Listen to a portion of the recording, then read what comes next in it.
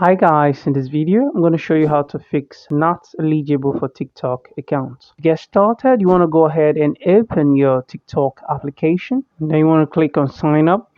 You want to click on use phone or email. Alright, you want to enter the name and click on next. Now there are two reasons why you should be facing this problem. One of which may be as a result of your age. So age plays a very significant role. You want to make sure you are 16 or 18 years and above. Let's say you put 2012.